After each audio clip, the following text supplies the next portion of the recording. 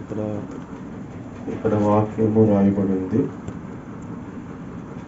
నీ ఉండు చోటు చీకటి పడకుండా చూచుకునుము.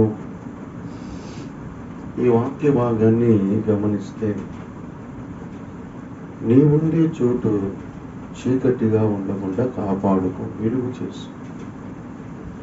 కొన్ని సందర్భాల్లో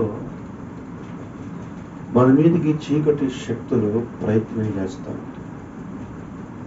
కొన్నిసార్లు మనకి ఆ చీకటి, ఆ చేదు అనుభవాలు కలుగుతూ ఉంటాయి.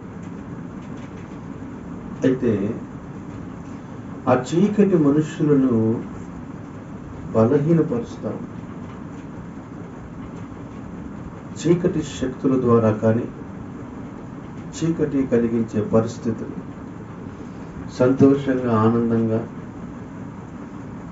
ఆశీర్వాదకరంగా, దీవెనకరంగా ఉంటున్న వాళ్ళని కూడా కొంతమంది మనుషుల ద్వారా ఆ చీకటి సమస్యలు వెంటాడుతూ ఉంటాయి. కానీ దేవుడు ఏమంటున్నాడంటే ఆ చీకటి అనేది నీ మీదకి రాకుండా చూసుకో. అంటే చీకటి అనగా అపవాది, వెలుగనగా యేసుక్రీస్తు.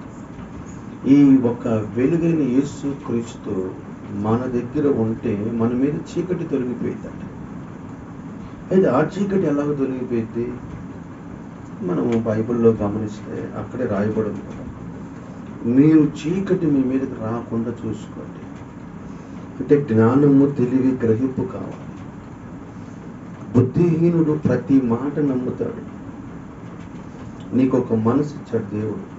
ఆ మనస్సుని దేవుడు మాట వినేటట్లుగా ఉండాలి. కానీ సాతాను కొన్ని మాటలు చెప్పింది. నువ్వు దేవుడు నమ్ముకున్నావు, నీకు దేవుడు ఏం చేశాడు? మనుషులు కూడా అనొచ్చు, నువ్వు దేవుడు నమ్ముకున్నావు, దేవుడు నీకేం చేశాడు? రకరకాల మనుషులు ఉంటారు. నువ్వు ఒక వస్తువు కొనుక్కోవడానికి వెళ్తున్నప్పుడు ఆ వస్తువు, కావలసిన వస్తువు కొనుక్కొని రావాలి, అంతేకాని రకరకాల వస్తువులు ఉంటాయి. ఆ అమ్మే వాళ్ళు చెబుతూ ఉంటారు, బాబు ఇది కొనుక్కోయా అంటారు, అమ్మ ఇది కొనుక్కోమ్మా అంటారు. నువ్వు కోరుకుంటుంది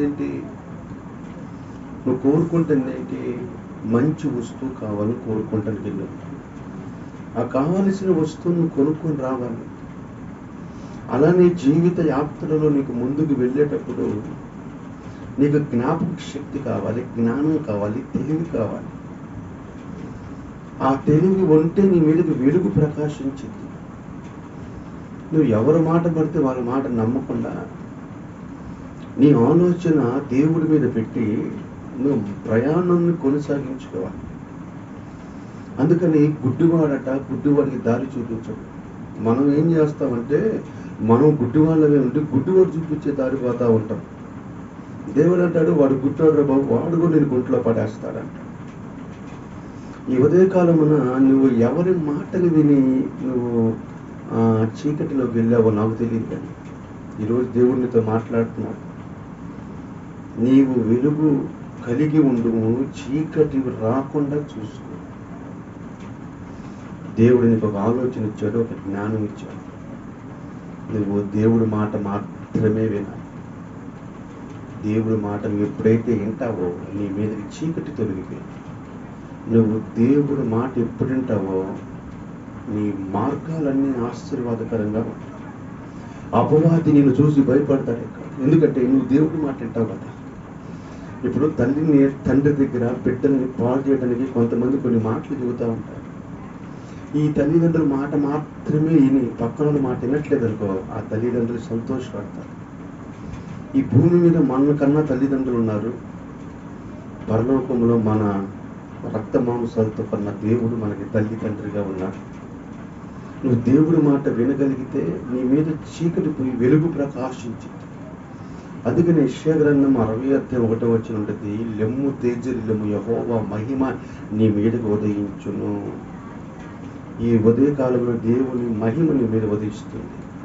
నువ్వు దేవుడి మాట వినాలి. నీకు ఒక ఆలోచన చెప్పాడు, ఆ ఆలోచన ప్రకారంగా నువ్వు నడుచుకుంటూ వెళ్ళిపోవాలి. అప్పుడు నీకు వెలుగునిస్తాడు, నీ బిడ్డలకి వెలుగునిస్తాడు, నీ కుటుంబానికి వెలుగునిస్తాడు, నీ సమస్త విషయంలో వెలుగునిస్తాడు. వెలుగు నీకు తేటగా అన్నీ చూపించి, చీకటి మాత్రం నిన్ను అంధకారంలో తీసుకుంటుంది. అందుకని వెలుగులోకి మనం ప్రవేశిద్దాం. దేవుని మాట మనం విందాము. మనకి చెప్పిన దేవుడు ఆలోచన ప్రకారంగా మనం ముందుకు నడుద్దాం. అటు కృపా పరిశుద్ధాత్మ దేవుడు మనకు తోడే ఉండును గాక. ఆమేన్.